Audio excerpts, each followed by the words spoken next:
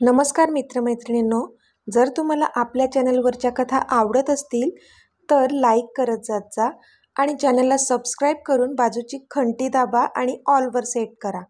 म्हणजे जेव्हा जेव्हा मी नवीन व्हिडिओ किंवा कोणतीही नवीन पोस्ट अपलोड करेन तेव्हा ती सगळ्यात आधी तुमच्यापर्यंत पोहोचेल. धन्यवाद. तर वळूया आपल्या कथेच्या पुढच्या भागाकडे. आधी तो काय येईल इथे?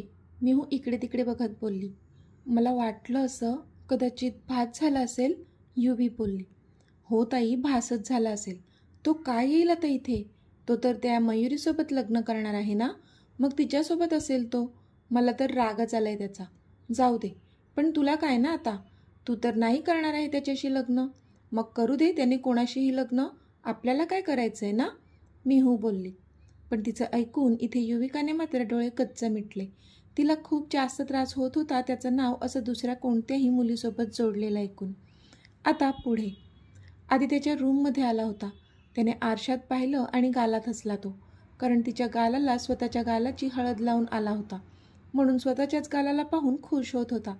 फक्त आजची रात्र युवी, बास, ही एक रात्र, आणि उद्या तू फक्त माझी असेल फायनली. तो हसून स्वतःशीच बोलला. पण इतक्यात दारावर टकटक झाली आणि मयुरी आत आली. आधी, तिने त्याला घाबरतच आवाज दिला, कारण काल जसा तो तिच्यावर ओरडला होता ती थोडी कचरत होती त्याच्याशी बोलायला. पण आज ज्या प्रकारे खाली तो त्यांच्या लग्नाबद्दल बोलला होता त्यामुळे तिला पण थोडी हिंमत आली होती आणि ती त्याच्या रूममध्ये आली होती. मयुरी, ये. त्याने मात्र तिला हसून आत बोलावलं आणि तिला आनंद झाला, कारण त्याचा मूड चांगला होता. आज साहेब जरा जास्तच खुश होते. जो आनंद काही केला त्याच्या चेहऱ्यावरून लपता लपत नव्हता. आधी, ते थोडं बोलायचं होतं, मयुरी बोलली. हो बोल ना मयू, तो बोलला. आधी, तू माझ्याशी लग्न करायला होकार दिलास, तू खुश तर आहेस ना? मयुरीने थेट विचारलं तसा आधी चपापला. तू हे आत्ता का विचारत आहेस? त्याने विचारलं. ते काल तू काही कारण नसताना माझ्यावर ओरडलास आणि निघून गेला, मला खूप वाईट वाटलं, ती बोलली. तसा त्याने एक सुस्कारा सोडला. असं काही नाही आहे मयू, मी थोडा टेन्स होतो म्हणून चिडलो असेल, बाकी माझ्या मनात काही नव्हतं, तो बोलला. नक्की ना? तिने विचारलं. हो ग, तो बोलला तशी हसली ती. थँक्यू, मला खूप टेन्शन आलं होतं, पण आता तुझ्याशी बोलून बरं वाटलं. मी जाते हां बाहेर, ती बोलली आणि तिथून निघून गेली. पण आधीने मात्र एक दीर्घ श्वास घेतला. आय एम सॉरी मयू, मी खोटं बोललो तुझ्याशी. मला माहीत आहे मी चुकीचं वागतोय तुझ्यासोबत, पण मला हे सर्व करावं लागेल. माझ्याकडे दुसरा कोणताच पर्याय नाही आहे अगं. पण बस आजची रात्र, सगळ्यांसोबत तुला पण उद्या कळेल की मी हे सर्व का केलं. त्याने मनातच तिची माफी मागितली. इथे युविका रूममध्येच तोंड पाडून बसली होती. थोड्या वेळापूर्वीच अक्षय आणि तिची आंघोळ घालून त्या दोघांना आपापल्या रूममध्ये पाठवलं होतं.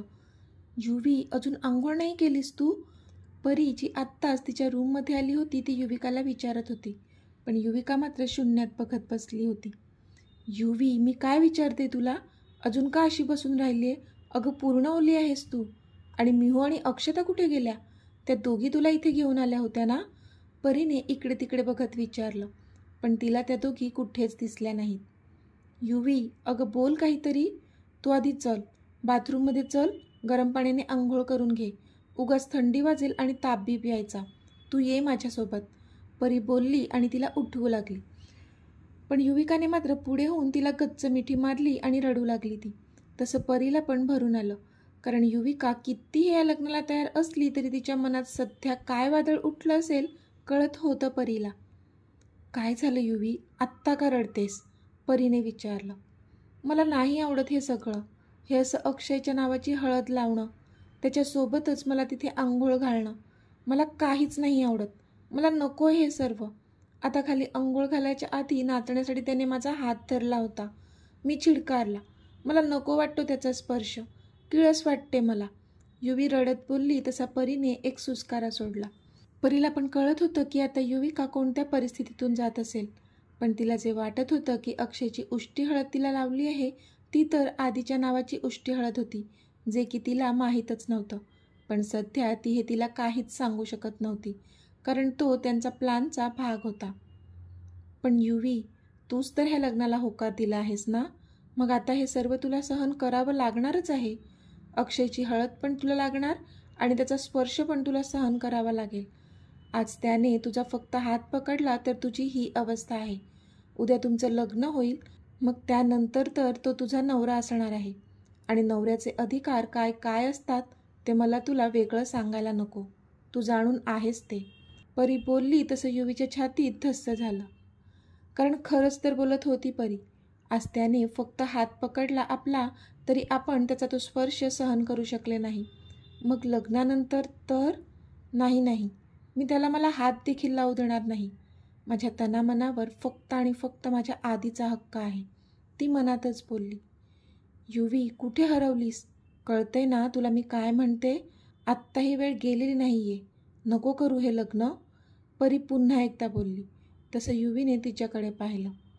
मी जाते आंघोळीला. मग त्या मेकअप आर्टिस्ट येतील संध्याकाळच्या फंक्शनसाठी मला रेडी करायला. उशीर नको व्हायला, नाहीतर आत्तू रागवेल. युविका पटपट बोलली आणि परीला नजर न देताच बाथरूममध्ये निघून गेली. तशी परीने नकारार्थी मान हलवली, कारण आत्ताही तिने तिचंच खरं केलं होतं. स्वतःला इतका त्रास करून घेते ही मुलगी, पण स्वतःच्या आईला दिलेलं वचन मात्र मोडणार नाही. बरं झालं हिला आमच्या प्लॅनमध्ये नाही घेतलंय ना, तेच बरोबर आहे. नाहीतर नक्कीच प्लॅन चौपट झाला असता आमचा.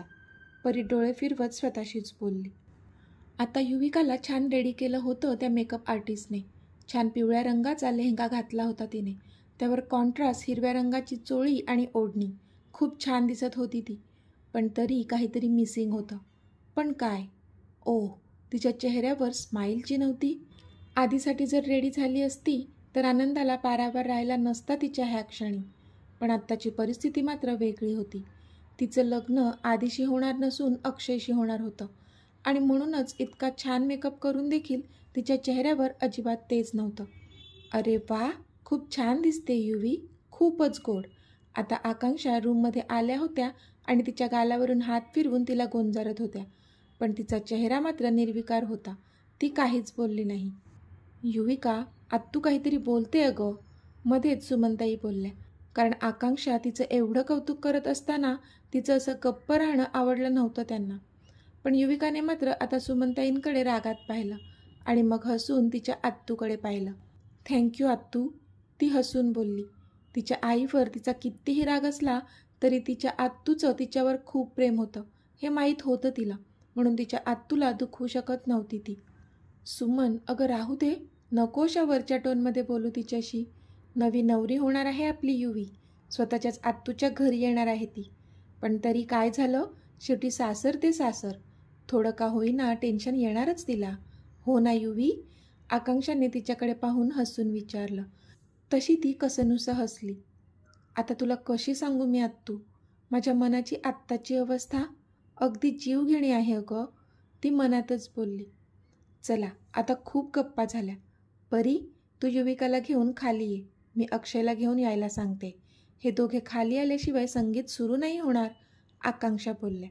हो आंटी, मी येते घेऊन युवीला, परी बोलली. तशा आकांक्षा खाली निघून गेल्या.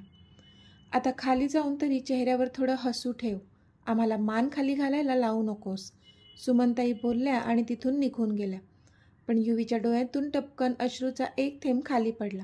कारण तिची सख्खी आई असूनही तिच्या मनाची अवस्था त्या समजूनच घेत नव्हत्या.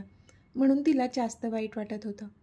इथे परीला पण युविकासाठी खूप जास्त वाईट वाटत होतं. पण आता आधी सगळं सांभाळून घेणार होता म्हणून ती निर्धास्त होती. फक्त आजचा दिवस युविकाला त्रास सहन करायचा होता आणि उद्या तिचा आधी तिच्या ओंजळीत भरभरून सुख घालणार होता. जे सुख, जो आनंद ती डिझर्व करत होती तो फायनली तिला मिळणार होता. हां, थोडे अडथळे येतीलही, पण शेवटी त्यांच्या प्रेमाचा विजय होणार होताच. युवी, चलायचं? शेवटी भरल्या मनाने परीने विचारलं. तशी युविका उठून उभी राहिली. चल, परी बोलली आणि तिचा हात पकडून तिला तिथून घेऊन खाली आली. खाली छान डेकोरेशन केलं होतं. समोर एक स्टेज पण होता ज्यावर घरातलेच एक एक जण डान्स करणार होते. युविकाने पाहिलं तर एका बाजूला 2 मोठ्या चेअर ठेवल्या होत्या, ज्या एका चेअरवर अक्षय आधीच जाऊन बसला होता आणि त्याच्या बाजूची चेअर रिकामी होती. परी तिला तिथे घेऊन आली आणि तिने त्या चेअरवर तिला बसवलं आणि ती तिच्या बाजूला उभी राहिली. अक्षयने एक कटाक्ष युवीवर टाकला, पण तिने त्याच्याकडे पाहिलंच नाही. पण डोळ्यांच्या कोपऱ्यातून ती तिच्या शरीरावर रेंगाळणारी नजर पाहू शकत होती आणि तिला अजूनच जास्त किळस येत होती त्याची. तिने तिचे डोळे गच्च मिटून घेतले. तिला नव्हती सहन होत त्याची ती नजर. पण इतक्यात तिला समोरून आधी चालत येताना दिसला. तशी कधीपासून तिच्या चेहऱ्यावर जी भीती, अस्वस्थता होती ती नाहीशी होऊन तिथे एक स्माईल आली. त्याला फक्त बघूनसुद्धा ती प्रसन्न राहू शकत होती. त्याचा एवढा खोलवर इफेक्ट झाला होता तिच्या हृदयावर. तो तर राज्यच करत होता तिच्या हृदयावर. म्हणून तर फक्त त्याच्या नावासरशी पण तिच्या हृदयाची स्पंदने खूपच फास्ट होत होती. त्याचं असणं, त्याचं बोलणं, त्याचं बघणं, सगळं मिस करत होती ती. पण आता ती ते फक्त मिसच करू शकणार होती, कारण आज नंतर तो खरोखर एक अनोळखी बनणार होता तिच्यासाठी. आज त्याने छान स्काय ब्लू कलरची शेरवानी घातली होती, ज्यात तो कमालीचा हँडसम दिसत होता. ती तर त्याला पाहतच राहिली होती, अगदी ओठांवर स्माईल घेऊन. तो पण तिच्याकडे पाहत राहिला होता, कारण आज त्याची स्वीटी पण तर इतकी सुंदर दिसत होती त्या पिवळ्या लेहंग्यामध्ये. तिला पाहून त्याच्या ओठांचा कोपरा पण रुंदावला. पण त्याने तिला तसं दाखवलं नाही, कारण अजूनही तिला अंधारातच ठेवायचं होतं त्याला. उद्या तिला खूप मोठं सरप्राईज देणार होता तो. पण त्या बिचाऱ्याला हे कुठे माहीत होतं की तुमच्या ह्या सरप्राईजच्या नादात तिने तुमच्यासाठी जे सरप्राईज ठरवलं होतं त्याची तुम्ही कल्पना पण केली नाही आहे. ती स्माईल करून त्याच्या त्या हँडसम चेहऱ्याला पाहतच राहिली होती. पण तिच्या चेहऱ्यावरची ती स्माईल मात्र फक्त थोड्या वेळासाठीच राहिली, कारण आत्ता तिला त्याच्या बरोबर पाठी मयुरी चालत येताना दिसली आणि तिचा श्वासच जणू थांबला, कारण मयुरीने सुद्धा त्याला मॅचिंग अशी स्काय ब्लू रंगाची साडी नेसली होती. आधीच ती सुंदर होती आणि त्या साडीमध्ये ती खूप जास्त सुंदर दिसत होती.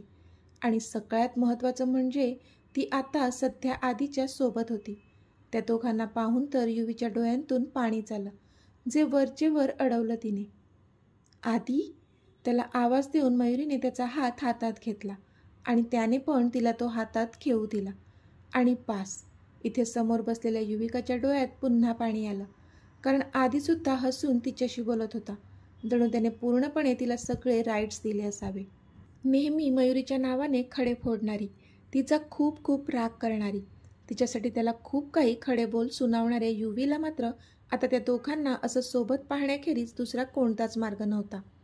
मनात असंख्य दुःखाचा डोंगर घेऊन सगळं सहन करत बसली होती ती. हे सगळं आपण स्वतःहूनच स्वतःवर ओढवून घेतलंय ह्याची सुद्धा जाण होती तिला. पण आता समोर त्या दोघांना असं खुश पाहण्याची हिंमतच होत नव्हती तिची, म्हणून खाली मान घालून बसली होती. समोर डान्स फ्लोअरवर सगळ्यांचे डान्स परफॉर्मन्स होत होते. अनु आणि अमर, अक्षता आणि अनय, आकांक्षा रविराज, प्रतीक्षा यशराज, आजी आजोबा, इवन छोट्या अबीरचा सुद्धा परफॉर्मन्स झाला होता. युविकाला कशातच इंटरेस्ट वाटत नव्हता. तिचं सगळं लक्ष फक्त आधीवरच होतं. पण त्याने मात्र एकदाही तिच्याकडे पाहिलं नव्हतं, म्हणून वाईट वाटत होतं तिला. तो त्या मयुरीसोबत खूपच खुश दिसत होता तिला, ज्याचं तिला अतीव दुःख होत होतं. इतक्यात अनाऊन्समेंट झाली की आता आदित्य आणि मयुरी डान्स फ्लोअरवर डान्स करण्यासाठी येत आहेत. आणि ती अनाऊन्समेंट ऐकूनच युवीने लगेच मान वर करून पाहिलं. आधी एक हात पुढे करून मयुरीच्या समोर उभा होता आणि मयुरीने लाजून त्याच्या हातात स्वतःचा हात दिला. तसं हसून तो तिला स्टेजवर घेऊन आला आणि इथे युविका मात्र सुन्न झाली. पण खरा धक्का तर तिला तेव्हा लागला जेव्हा म्युझिक सिस्टीमवर ते रोमॅन्टिक गाणं प्ले झालं. मेरे हात में तेरा हात हो, सारी जन्नते मेरे साथ हो, तू जो पास हो फिर क्या ये जहां, तेरे प्यार में हो जाऊ फना. ते दोघी एकदम रोमॅन्टिक मूव्स घेऊन डान्स करत होते. आधी तर डान्स करण्यात पटाईत होताच, त्यामुळे त्या दोघांचा तो कपल डान्स खूप छान होत होता. मयुरी तर आधीच त्याच्यासाठी वेडी होती, म्हणून ती त्या डान्समध्ये गुंग झाली होती. आणि दुसरीकडे कोणाला संशयही येणार नाही इतक्या सराईतपणे आधी तिच्या डोळ्यात डोळे घालून तो डान्स करत होता. त्याचा उद्देश फक्त अक्षयला हे जाणवून द्यायचं होता की त्याला हे लग्न मान्य आहे आणि आता त्याने रिॲलिटी ॲक्सेप्ट केलेली आहे, जेणेकरून अक्षय मोगाम राहील आणि आधी त्याचा उद्याचा प्लॅन सक्सीड करू शकेल.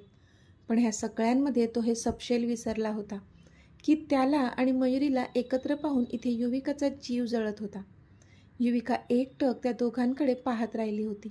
डोळे तुडुंब पाण्याने भरले होते, पण लाईट्स डीम असल्यामुळे तिच्या डोळ्यांतले अश्रू कोणाला दिसले नाहीत. इतक्यात टाळ्यांचा कडकडाट झाला आणि लाईट्स ऑन झाल्या. तशी ती भानावर आली आणि पटकन तिने डोळे पुसले तिचे. तिने समोर पाहिलं तर सगळेजण मयुरी आणि आदीला डान्स चांगला झाला म्हणून शुभेच्छा देत होते आणि ते दोघे पण हसून सगळ्यांना थँक्यू म्हणत होते. युवी बराच वेळ आदीकडे पाहत राहिली, पण त्याने मात्र एकदाही तिच्याकडे पाहिलं नाही. तशी तिने मान खाली घातली. आदी, लगेचच मूव्ह ऑन झालास रे तू. मला नव्हतं वाटलं की तू लगेच मूव्ह ऑन होशील. म्हणजे मी घेतलेला निर्णय बरोबरच आहे. बास युवी, फक्त आजची रात्र. उद्या तुझी ह्या सगळ्या त्रासातून सुटका होणार आहे. आदी, मग तू जग तुझं आयुष्य तुझ्या मर्जीने, स्वतःच्याच मनाला समजावत होती ती. पण तिला कोणी सांगा की बाई तू तुझ्याकडे पाहत नाही आहे, ह्याचा अर्थ असा नाही होत की त्याचं लक्ष नाही आहे तुझ्याकडे. नजरेच्या कोपऱ्यातून तुलाच पाहत होता तो आणि तुझं सौंदर्य नजरेनेच पित होता. पण हो, तुला कळणार नाही एवढी खबरदारी मात्र नक्कीच घेत होता. तर मित्रमैत्रिणींनो, आजचा भाग तुम्हाला कसा वाटला ते मला कमेंटमध्ये सांगा. आणि जर आवडला असेल तर व्हिडिओला लाईक करा, शेअर करा आणि चॅनलला सबस्क्राईब करून बाजूची घंटी नक्की दाबा. चला तर भेटूया आपल्या पुढच्या भागात. तोपर्यंत धन्यवाद.